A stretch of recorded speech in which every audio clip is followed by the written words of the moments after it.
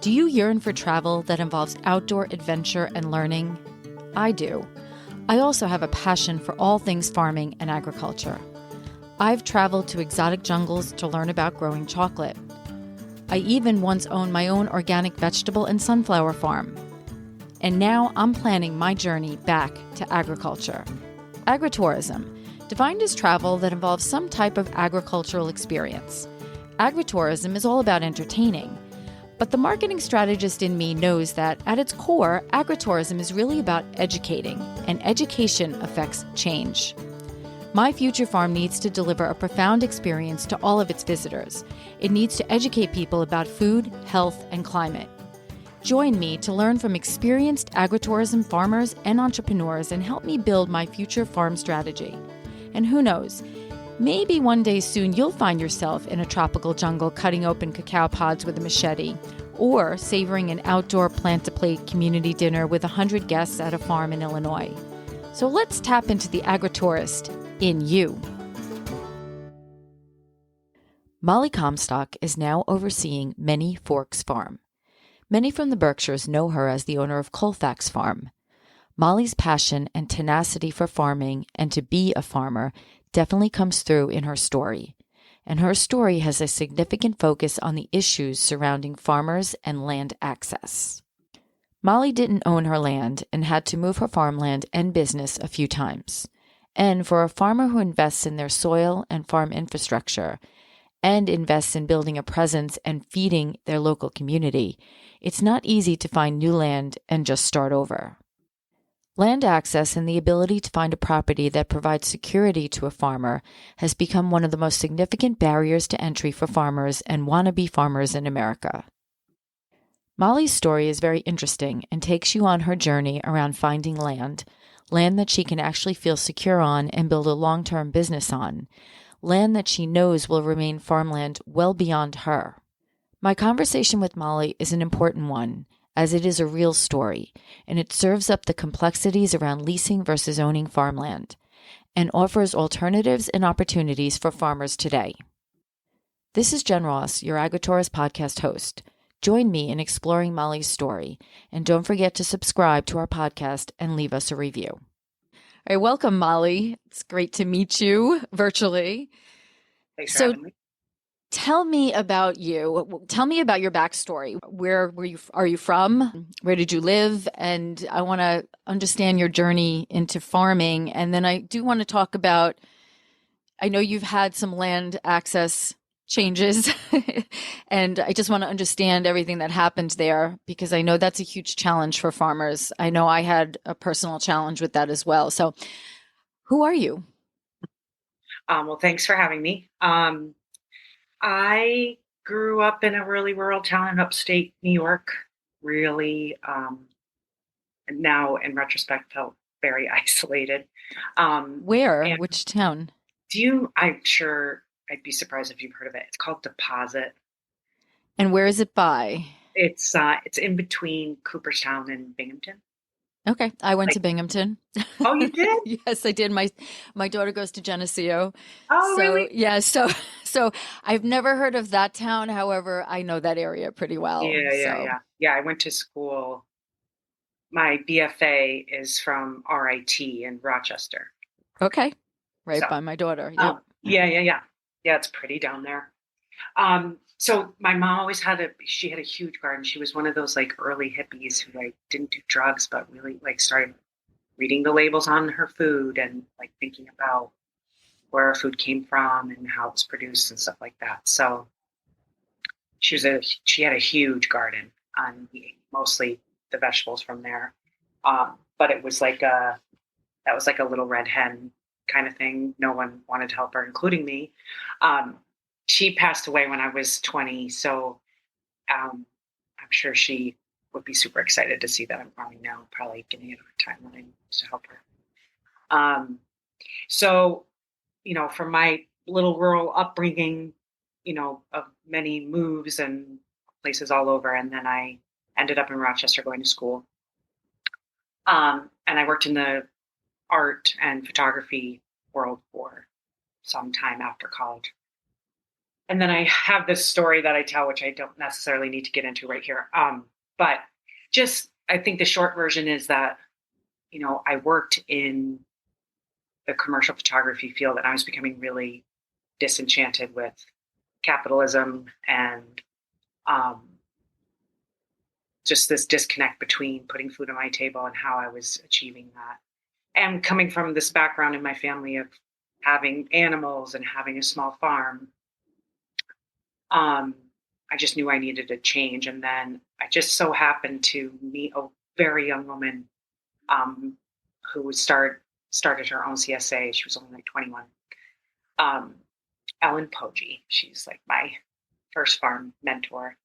And I apprenticed with her, and um, And where was that? that she was in New Lebanon at the time. In fact, she still is. Um, and she was a apprentice at Caretaker Farm, which is a really well-known big CSA farm in Williamstown, Mass. Um, so I learned a lot from her, but the apprenticeship, I was 30 at the time and I still had college debt to pay off and stuff. So I had to have a farming job. So I took over a farm for some folks who were from Brooklyn who wanted to raise vegetables at their upstate place to sell in their market in New York. Okay. Which was fine. And I made a lot of mistakes on their farm.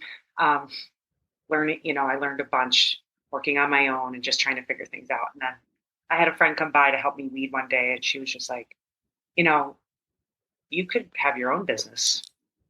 Which in retrospect, I'm like, was that good advice or not? Because I was getting like paid a pretty good hourly wage to farm for these folks. So I got a waitressing job and I started Colfax Farm, and that feels like a really long time ago now. Yeah, over a decade. What was the name? The name The from? name is my dad's middle name. So Oh, it's just an old family name. okay.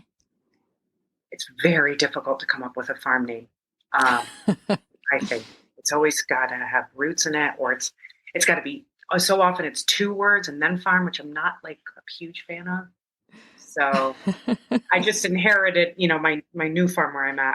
I have the name for now, but I also like Colfax because it has an X in it, which I think is.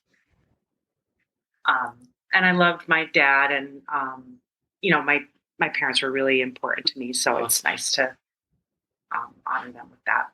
Yeah. Anyhow, so when I got my waitressing job, that's what I was using to subsidize starting my farm, and most of my first CSA members were like customers of mine from the restaurant. Now, where were you located at that time? So at that time, I started the farm on my friend's farm in East Chatham. And at that time, I was just doing wholesale stuff to restaurants in New York, actually. Okay.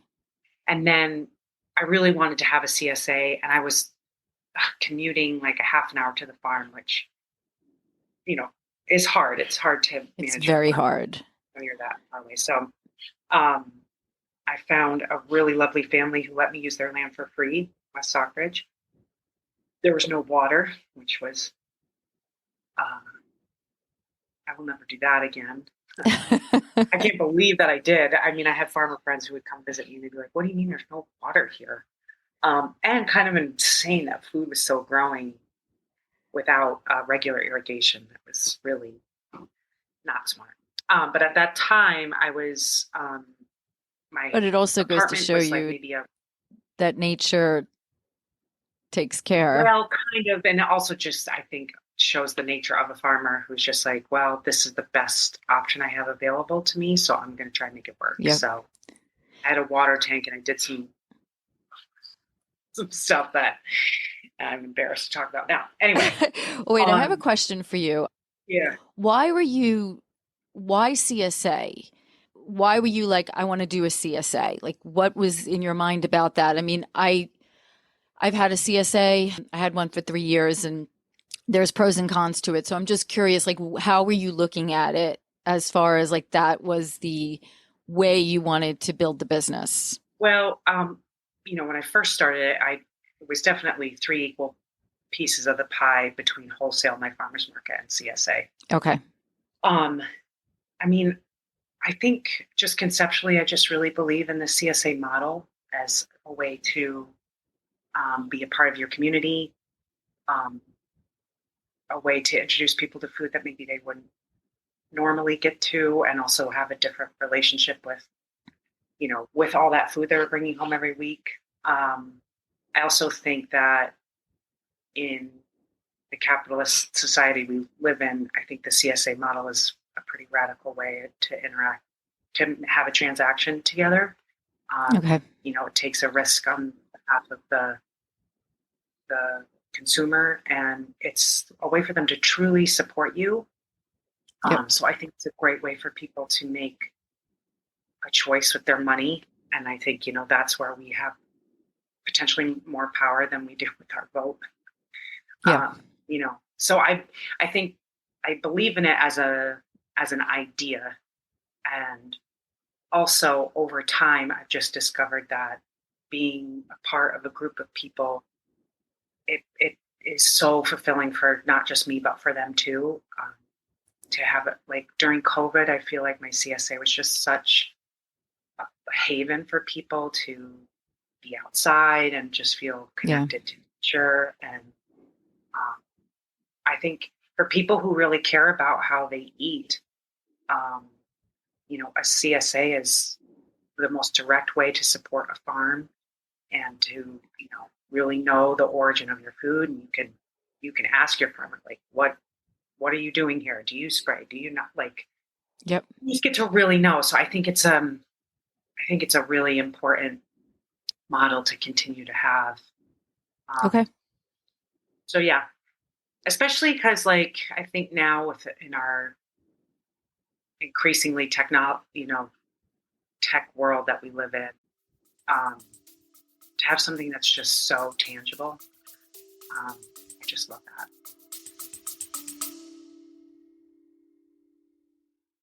Hey, it's Jen, your AgriTourist podcast host. I need to interrupt this podcast for a few seconds. I always want to support the people I interview. So if you're planning on visiting the Berkshires this summer and fall season, Dory Schofield, owner of Berkshire Farm Sanctuary and Save a Pet on Long Island, and myself have partnered up to help her create an Agra destination at her sanctuary. We are starting small with 5 exciting chocolate cocktail hours for all of you chocolate lovers out there. You'll start with a chocolate mocktail, or a cocktail, and indulge in some delicious charcuterie, plant-based of course. Then you will be guided through a chocolate experience and learn how chocolate is made from bean to bar. Savor the tastes of real chocolate from all around the world and depart the farmhouse with some of your favorite chocolate bars in hand. Proceeds support all of Dory's rescued animals at the sanctuary. Remember, there are only 5 dates starting Saturday, July 5th, and once they're booked, that's it. So visit berkshirefarmsanctuary.org or heartbeatfarms.com to register now. Thank you for listening, and I will hand you back over to the podcast.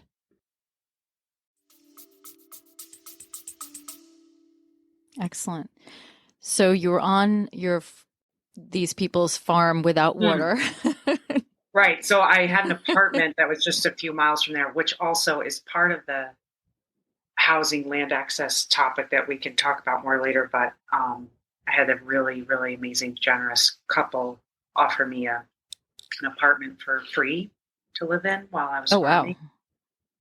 Yeah. Which, as a blanket statement across my entire farming career, I would say that I've had the privilege to farm because I have often had the privilege of either free or very affordable housing, which without that, I don't know how to make the numbers work. Right. It's very, very challenging, as any farmer knows.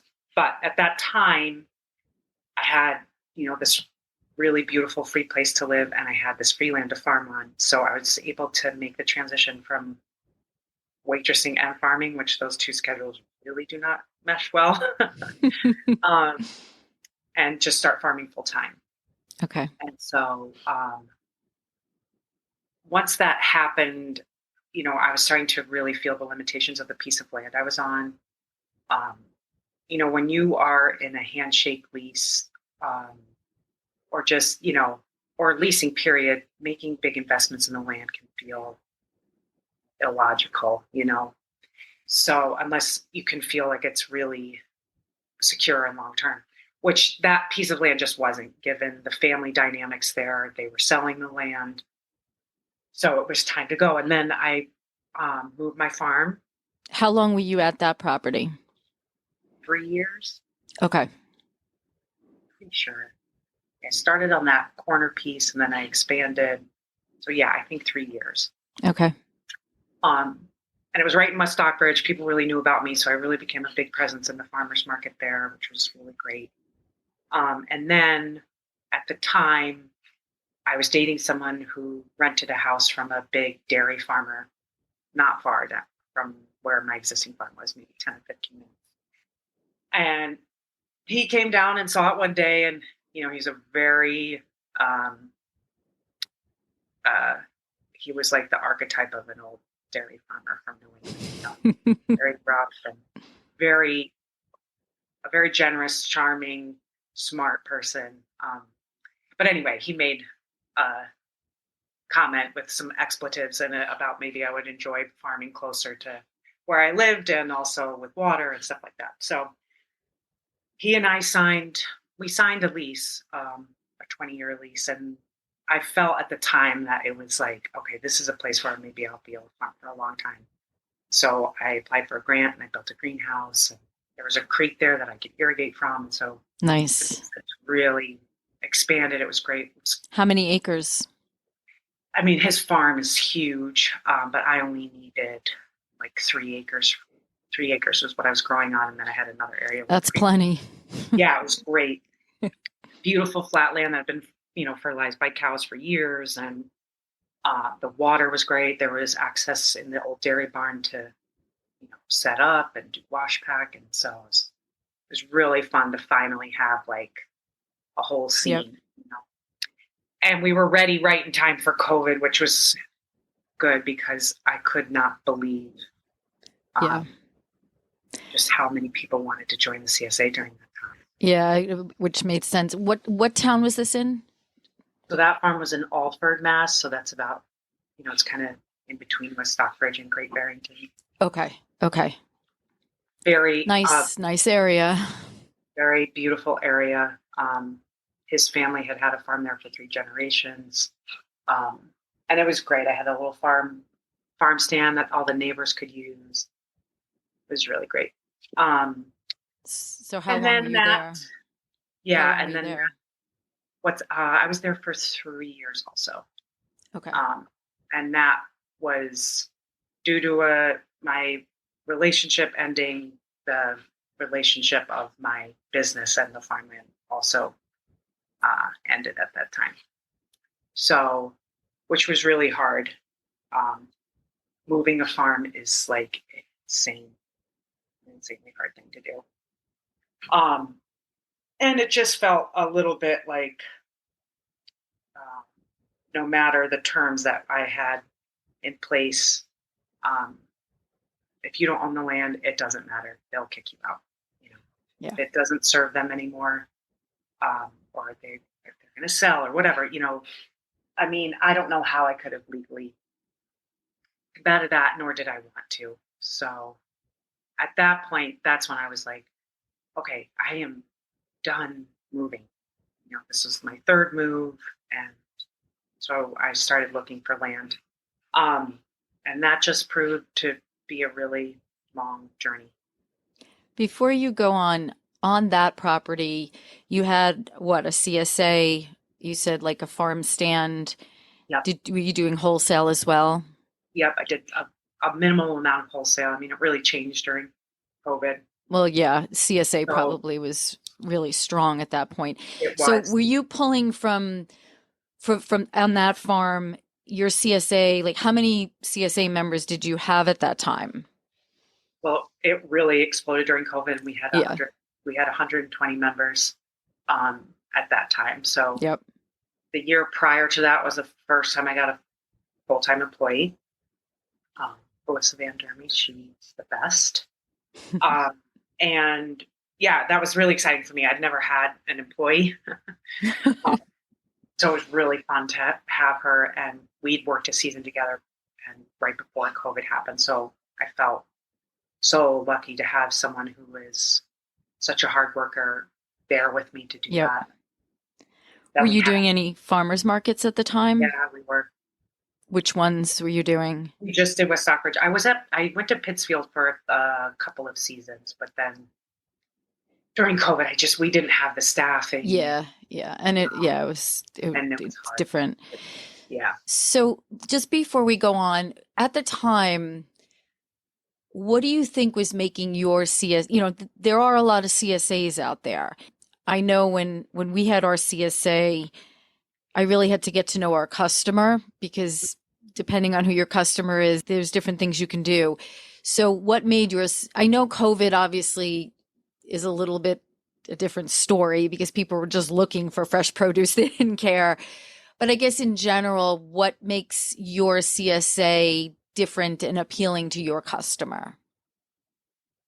Um, well, um, I think it's because of me, honestly. I growing food and being able to be a farmer is like extremely important to me. But so are people, and I just like I just believe in being a loving, good force in this world, and I try to share that as much as I can with whomever I encounter, but especially with my CSA members. So I have a newsletter that I send. I was sending it every week.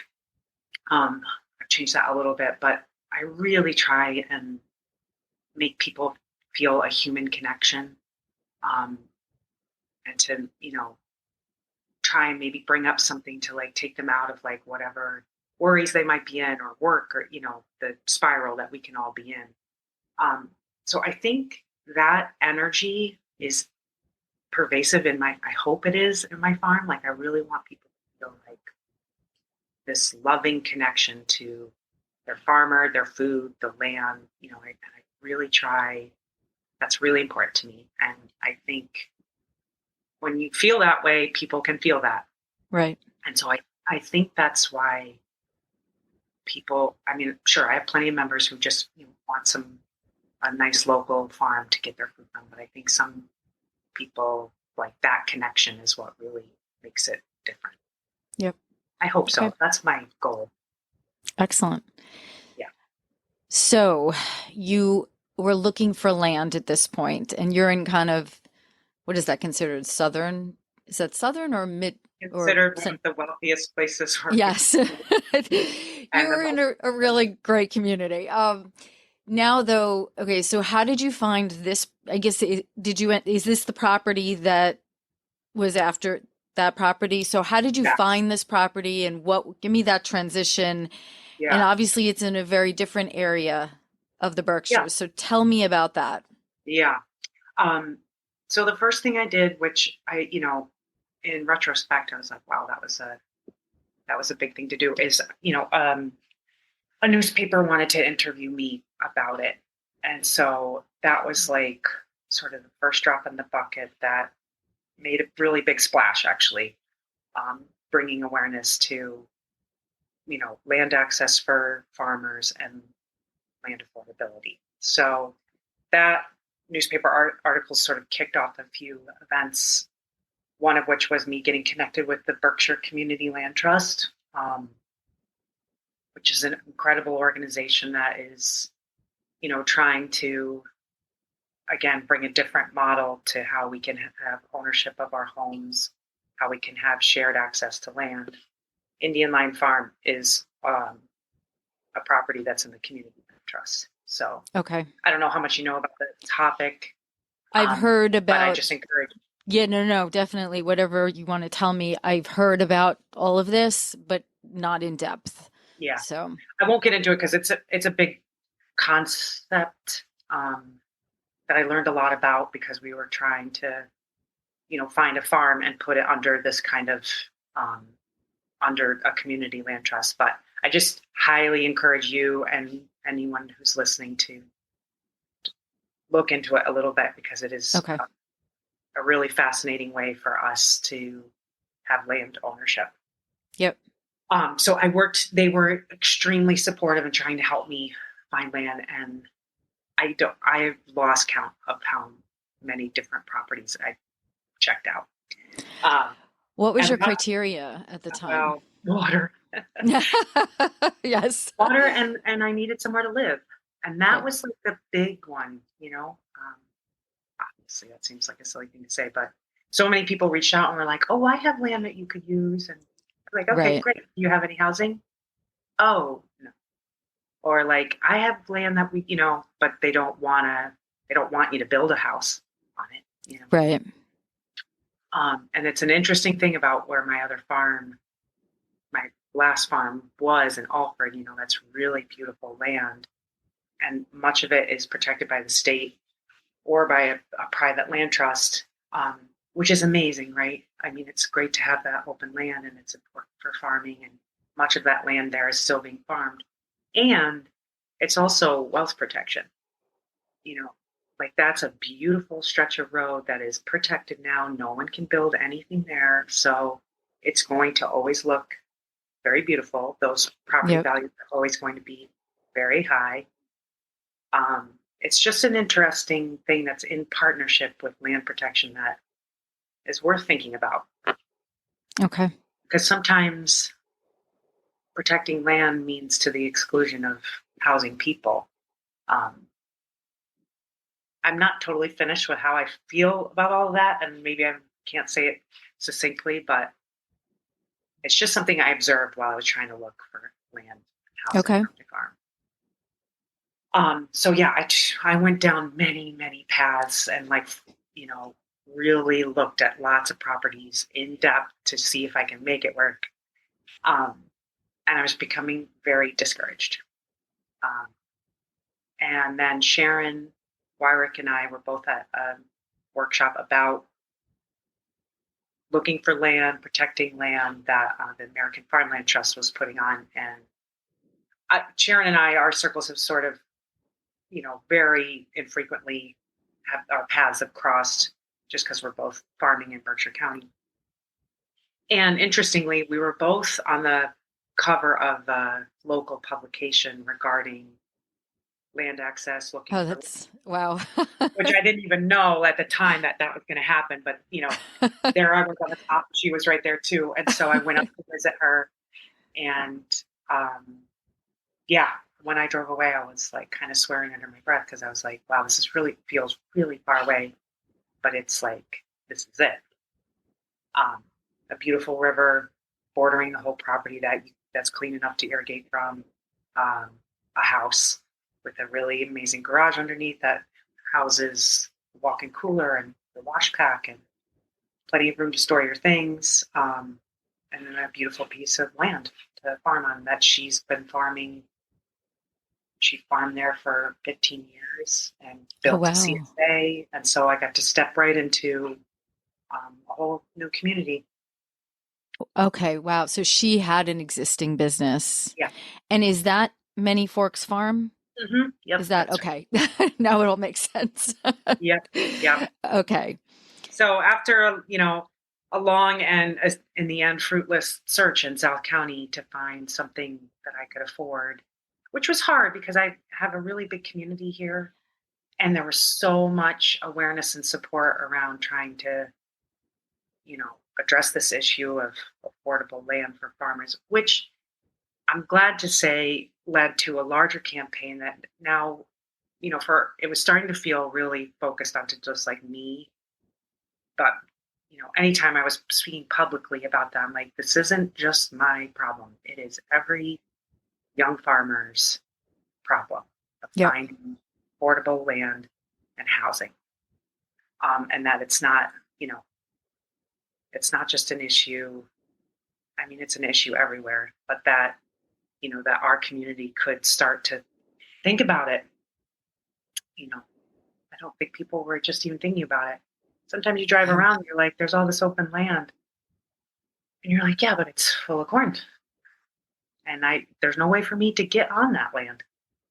Right. And where would I live affordably while I work that land? And it's a big, it's a big concept, a big topic. And I think still a lot of educating needs to be done around it. Because I think people have no concept of like what a farmer's income is. Right. And how hard it is to get it to be more. You've got to do all kinds of other, extracurricular, for lack of a better word, things on your farm, right? You got to have tours, or you got to make a value-added product, or Yep. some kind of rental income or something, because the bigger it's a problem beyond um, beyond the scope of a small farming community, like addressing that everyone thinks food should be cheap and that none of us make the money that we're worth, and that the cost of living for everyone is too high. So, and as a small farm, you don't get a government subsidy. Right. Yep. So anyway. how did you reconcile in your mind having this customer base south of you and then, going into this whole new community? Like that must have been because Oh, I yeah, know, I feel for you. That must have been really hard. yeah. Because, especially you, based on what you've said, you're very committed to your customers, them, you've developed these strong relationships, and some might travel, but many just can't, and No, this is a whole different, even though for me, that's not far, but it's far for many people. So how did you reconcile that? Well, one little clarification I'd like to make, which is just interesting to think about, is that, I consider them my members and not my customers, because I do like to make that. That's a good point. Differentiation, that like what we're doing isn't just money to product transaction. I don't know. There were some days when I went by the barn and bawled because I just was like so sad that I would have to leave all these people, and it, for better and worse, that it took so long to try and find something meant that I could slowly ease out. Right.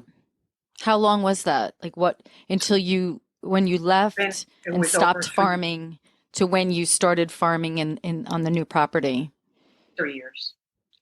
Oh, wow. Yeah. Oh, yeah. I didn't realize it was that long. Yeah. Okay. I went to my friend's farm down the road so I could, make money. I had to, which was also a really strange thing to just all of a sudden be without my business, Right.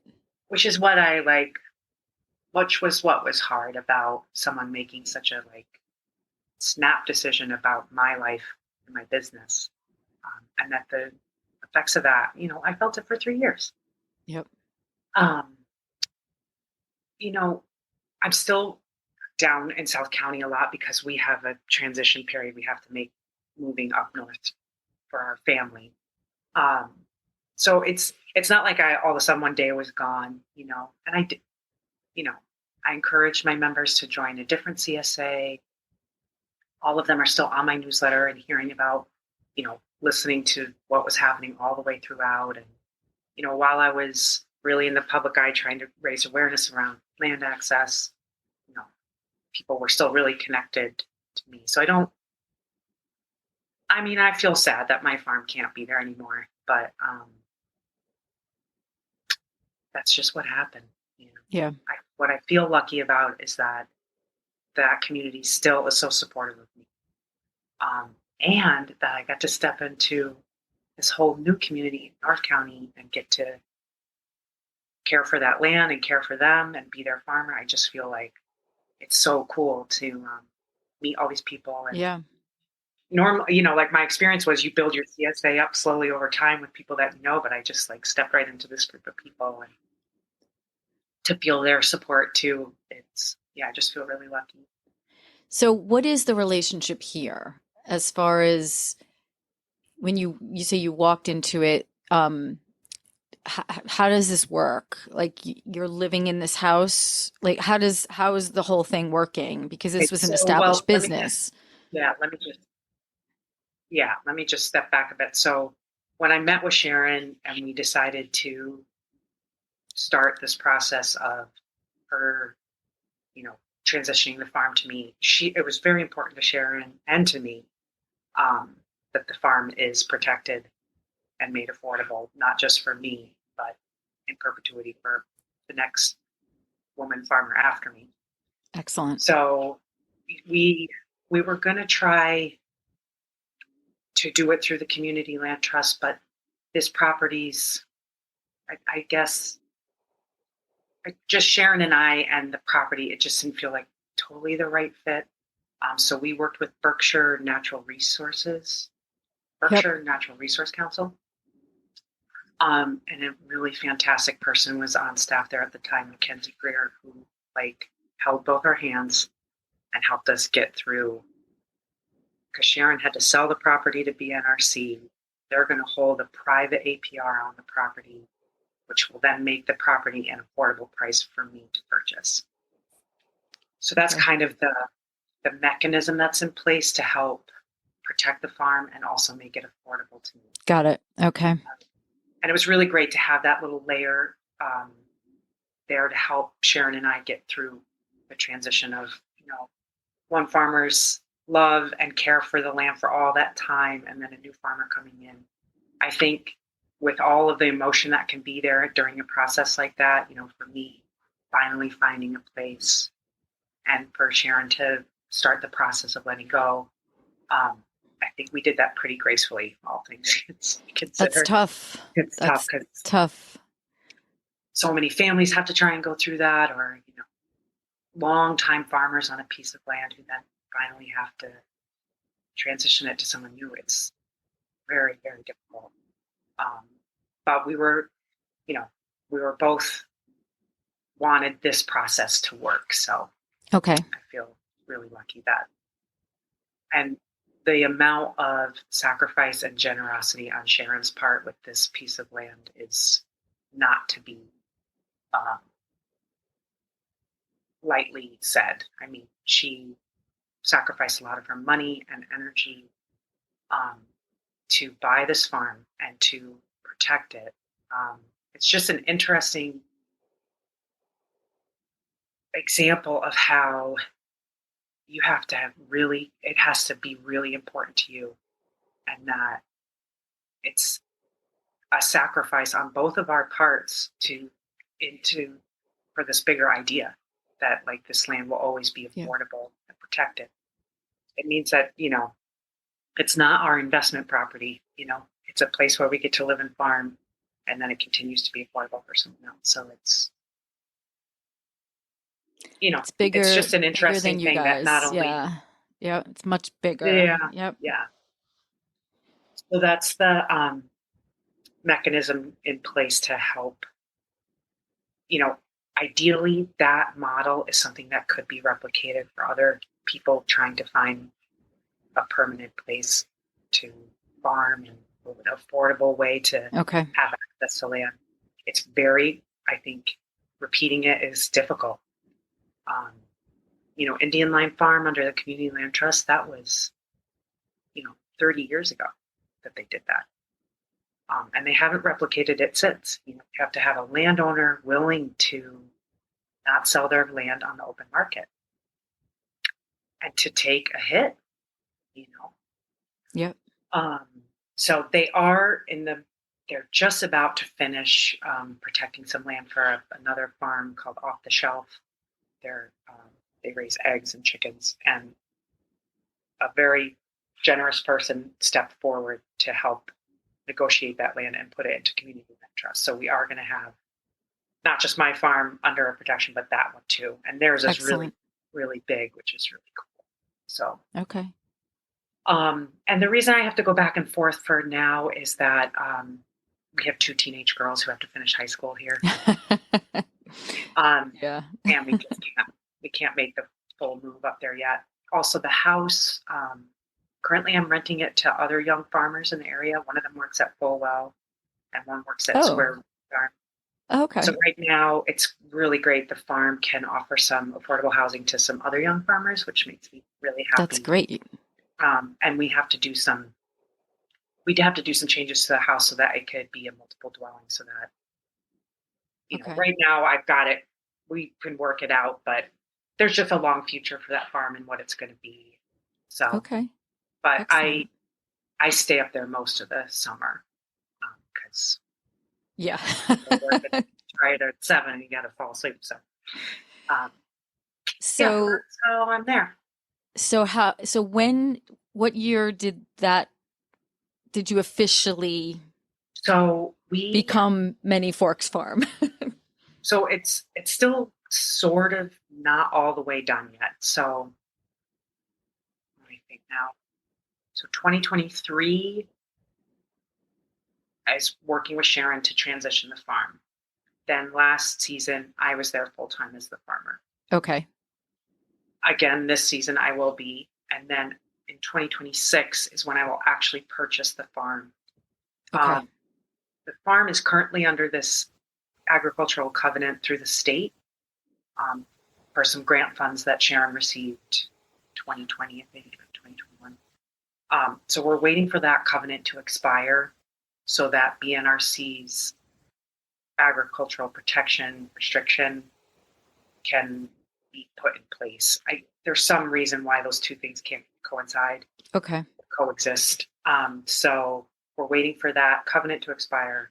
At that point, they'll put on the private APR, which will protect the land, and then sell it to me. That will happen all simultaneously in Okay. 2026. At that point, I will own the farm, and it will have this ag restriction on it, which will be with the property no matter who owns it. Okay. Are there any risks to you in this process? Because Well, it's a few year process. So, yeah, I mean, in the midst of doing it, it was like, okay, is this the right choice? Is this the right choice? I think the only risk is, and this isn't, I guess you might not necessarily call it a risk, but this concept we were talking about of like, you know, a landowner being willing to sacrifice, not selling this farm on the open market. So like when I go to sell this farm, you know, for whatever improvements I've made to the land and the house, that will be in there. But because of that ag restriction and because of how I feel, this property, like I say, it's not my investment property. If right. this will be a place where I can securely live and farm till that time is over. And that is a little bit of a risk, right? Because then it's not like this will then be, I'll sell it and it will be my retirement. Right. Probably not. So I have to make other decisions along the way as to how I'm going to be sure that in my old age, that I'll be taken care of. I mean, one concept is I could, live and die there and then some leave it to somebody, I suppose. But I haven't Right. thought of all those things. So Okay. yes, I guess that is a risk there of like, but you know what? That's life. It's Yep. a risk. I might Yeah. not even wake up tomorrow. So All right. So CSA, she had an existing CSA. About how many customers did she have in her CSA? it was 80 last year. Oh, Some of wow. them are like 20 of those were like sort of smaller shares that went to a community health program, Okay. which actually that program ended or changed last season. So now I'm, looking for some additional members. Um, and I'm going to try and build up a farm stand business because it's on a pretty well-traveled piece of road. So Nice. I think over Okay. time that hopefully will build. At the moment, I'm not going to a farmer's market, and that's mostly just because I don't have the staff or a vehicle to do that It's just yet. tough. It's And it's tough. tough. It's tough. When you look at, when you integrate labor and transportation and the before and after labor process of, getting everything ready, taking it, bringing stuff back, you kind of wonder, is it really worth it? It's worth, I think, with connecting with people and building those relationships, but it's hard. It takes a lot of time Oh off yeah. the farm. If it's not bringing in the revenue, it's not worth it. Yeah, I know. And unfortunately, farmers markets have evolved in a strange way. It has to be a really good one. Yeah. Yep, it does. And I don't know how the ones up by you are. Just I think there are good ones. They currently have a couple vegetable vendors at them, so I also yeah, don't feel a great right. urge to get to them. But, my farm also accepts SNAP and HIP, and Okay. it's for people to get their food. So I want to make sure people have access.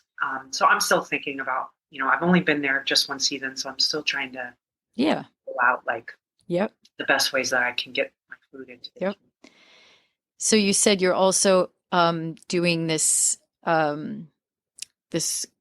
camp. Yeah. Tell me about that. Yeah, it's so great.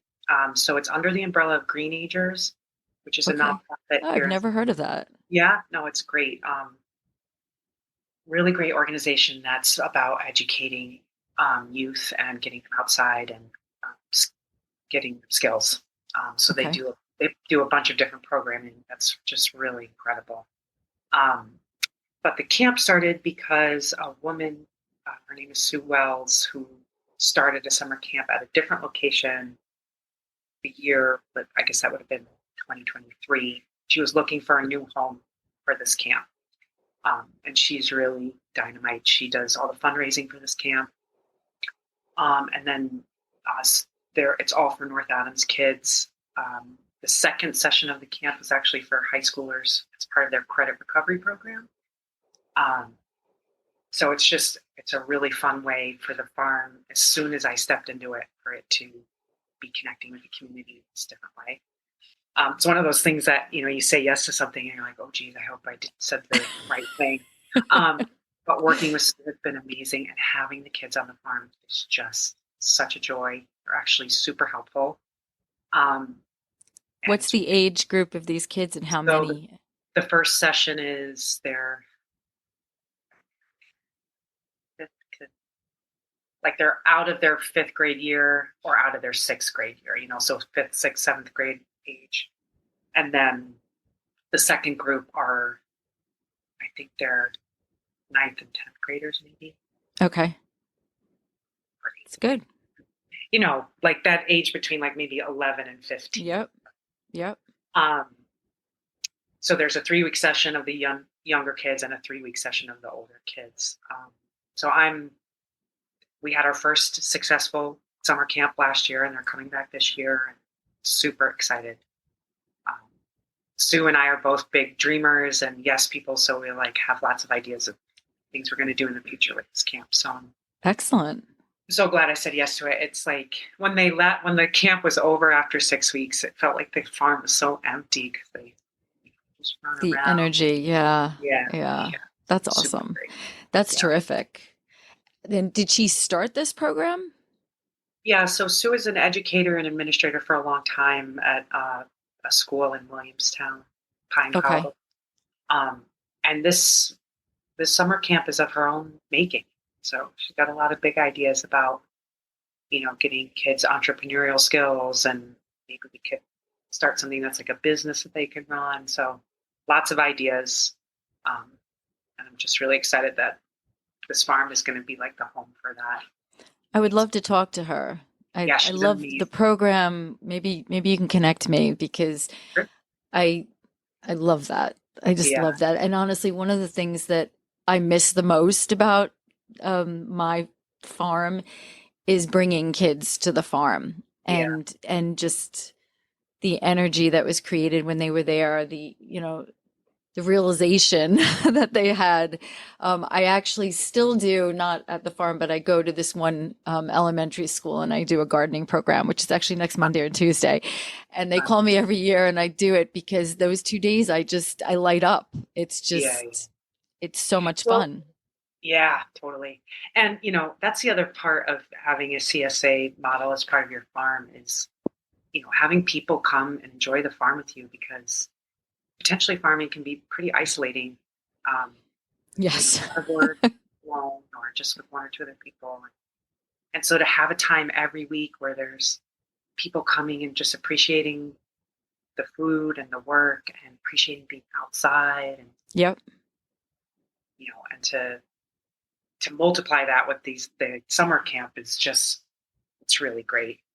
Good. That's awesome. I'm so Yeah. happy to hear that. So you have a lot going on. Yeah.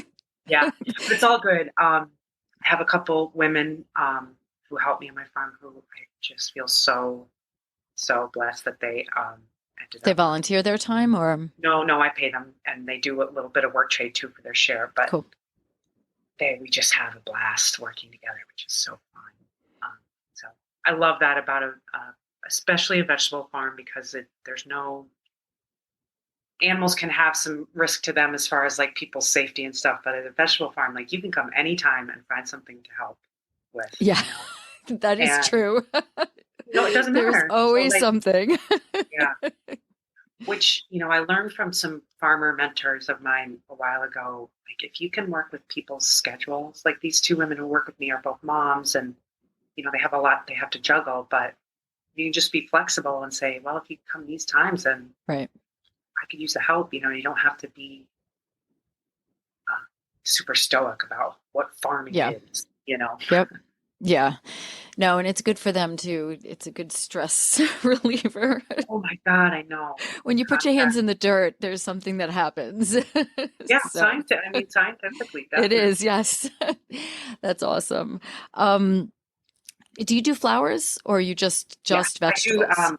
Yeah, I do. You pick flowers for my Oh, you CSA. do? Yeah. Okay. Um, Nice. and then Sharon has established an incredible raspberry patch at the farm. So that's Oh, that's um, a really lovely thing that the members really look forward to. is she still actively involved? No, she lives in Williamstown, not far. I mean, she's Okay. available for any when I'm like, do you know where you put this tool or something like that, Um, but no, she's moving on to her next projects. Okay. All Very right. Well, cool. that's good. That was a beautiful gift. Oh my So, God. I know. It's hard. I mean, I am a person who is just based in gratitude. That's like a practice that I have about everything. To hold the gratitude for someone who did something this big. yeah. Um, Did well, they ever? Go ahead. Go ahead. um, I know that it was just really important to her that this happened and that she has gratitude that it was me who showed up because Yeah. I'm the kind of person that she could feel comfortable transitioning the farm to. So Yep. it goes both ways, but it does feel heavy on her end as far as like, but Yeah. the cool thing is that I'll get to do that in the future too for someone else. Yes. Did they ever do a follow-up article with you? Ah, I It would don't be know. I interesting haven't to yet. tell the part two of the story, you know? Yeah, he did. Somebody did come from the Eagle and interview the both of us. Um, but the guy who wrote that first article, Felix, he just did such a nice job. I would love for him to be the follow-up reporter for it, but I don't think he's there anymore. But yeah, it would be worth another visit back to the farm. Yeah. But yeah, I think He might we got. personally be interested in it. He could pitch it to someone. Yeah, true. Any other organizations, because I know that that's the one thing I've noticed about the Berkshires. There are so many organizations working in the best interests of farmers Yeah, and food, the regional food system. yeah, And are there any other organizations that you leveraged through the years that you want to mention? yeah. I mean, well, one thing I'd like to mention first off, especially given the climate of our entire country right now, is that the Commonwealth of Massachusetts really feels like a safe haven to be for many reasons, and especially as a farmer. And I noticed that even because for years I've lived on the border of New York and Mass, and farming between the two states, there is a big difference. Tell me what you mean by that. I mean, Well, I'm just assuming that I'm making certain assumptions, but I want to just that clarify the that. administration of our state, like Sharon and I were transitioning the farm, and the ag commissioner came with all of the Department of Ag and Resources. They came to a little tiny farm in the north corner of the most western part of the state. They care about our farming Yeah. community. throughout statewide. And so there's all kinds of opportunities with grants and funding for small farms. I mean, made a joke about subsidies before, but like the state dispersed essentially a subsidy check to small producing farms. I mean, it wasn't a ton of money, but just that concept that was like, so there's that. We're under the umbrella already of just a state administration that cares about its farmers, and it's demonstrating that. You can feel it. Then underneath that in Berkshire County, we have this extra layer of these organizations like Berkshire Grown. I mean, staff there has always been so supportive of my farm. And they do a lot to try and help farmers get access to money, to get their products out to market. Yep. And just to stand as an outward facing marketing tool, basically to say, yes. Hey, to support our farmers. And Berkshire Ag Ventures, the same. They help you get funding when you need to fund the project. The Berkshire Community Land Trust was really supportive, especially with me and other farmers trying to get them access to land. And, and I think BNRC is starting to tiptoe into that realm of acknowledging that, protecting land for farmers is really important, not just land for taking a hike on, Okay. So, yeah, I feel really lucky. I think if I was somewhere else, it would be 2, 3, 5 times as hard, 10 times as hard, depending. Yep. I can vouch for that down here on Long Island. So 2 final questions for you. One, what is most exciting you about this upcoming season? What's really energizing you? Well, the camp for sure. I'm really excited for the camp to come back. We're also making some changes on the farm that just feel like I'm really stepping into the farm becoming mine, which feels really good. Like moving the greenhouses, and I plowed up a new spot, which, all that just is really exciting. So I'd say implementing some new plans out on the field, and then just really excited for the kids to come back. Excellent. Yeah. And what's your favorite vegetable that you grow? Yeah, that's I know that's probably a tough one, but come on, you're looking forward to something. So what's funny is years ago, like my mom and our favorite sandwich is a tomato and cheese sandwich. Because like if the toast is just right, put mayonnaise on it, and the tomatoes, it's like the most delicious thing. So much so that I have a couple tattoos that are, many of them are in homage to my parents, and one is a tomato plant. And that was before I was a farmer, and it's like what prima donnas tomato plants are and how they're such a pain in the neck. I still love eating tomatoes, but I have a different feeling about them now. I would say that I just can't say I have a favorite because of every season there's a favorite. Like, I think what I could say is that my favorite thing is when you're out in the field working and you get to eat the first thing of that crop. Like my very first radish and pucker I turn up are like, oh, to die for. I can't wait to eat that. Or like when the peas are finally ready and you eat like your first pea of the season. I was just thinking of peas when you said that. But the same with like that tomato is ready. Yep. Or like, even like summer squash, they get to be so like you get inundated with them. But the first one, that first one, yes. Yeah. So I guess one of my the first. That's a very good answer. I like that because my favorite time at the farm is in the greenhouse or hoop house, like February, March, when the plants are starting, when life is growing, like when you see life in that greenhouse and you just feel the energy of what's about to happen. Yeah. That's like it was always, I just savored that time. Plus it was not as crazy as when you're trying to get everything out of the greenhouse and hoop house and having to get things in the ground and those time periods. And then once the weeds start and all that fun stuff, which is all fun in different levels. Yeah. But I just savored, I guess, that February, March, April timeframe. Oh, yeah, definitely. When life is just flourishing and you're on that verge, so it's exciting. Well, your story is amazing and is a story that needs to be told because it's like you said, it's it's something that regardless of, I know it obviously applies to young farmers, but it applies to many people, Oh regardless of yeah. age, and Yeah, I gender. mean, look, I'm going to be 47. Like, I'm not a young farmer anymore. And I had to move my farm 3 times. Right.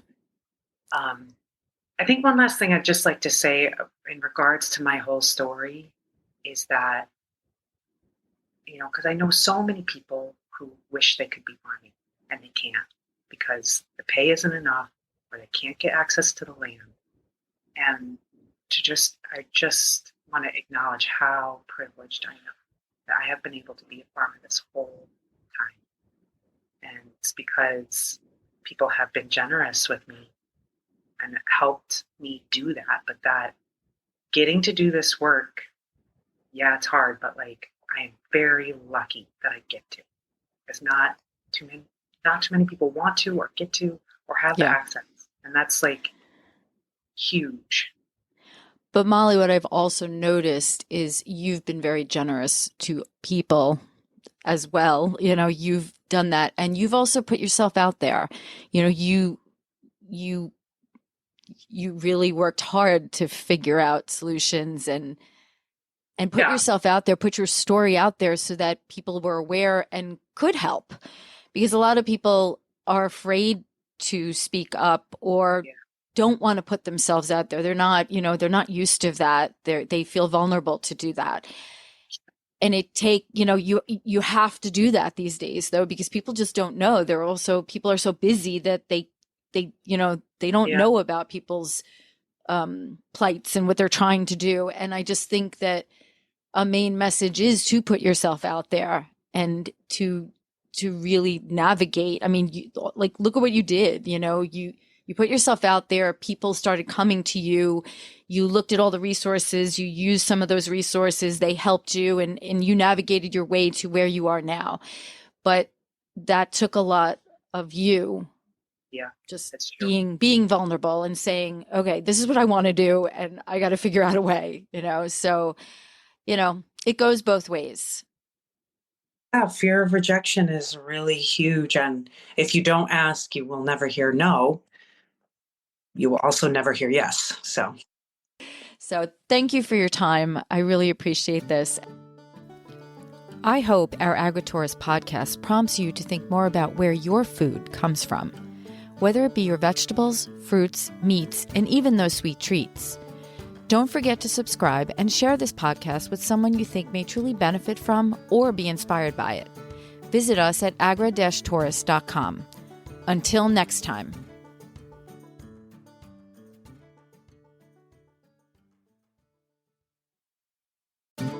So I was recently listening to one of the Grounded in Maine podcasts produced by Amy Fagan.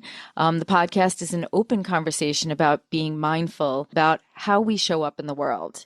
It's focused on sustainability and how sustainability impacts every part of our life. What are some of the most important takeaways that people will get from your podcast? One of the things that I hope that people will take away from the podcast is encouragement. Like, I want them to not feel like you have to spend thousands of dollars to be part of the solution, because, there are a lot of sustainable, things that say sustainability or sustainable, like solar panels or organic cotton and stuff like that. Like, some things are just more expensive because they have that tagline, that phrase or whatever.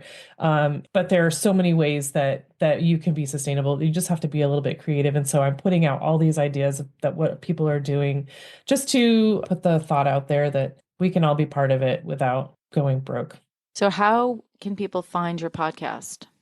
My podcast is wherever podcasts are found. It is just called Grounded in Maine. I also have my Instagram is where I am most active, and the Instagram handle is Grounded in Maine Podcasts.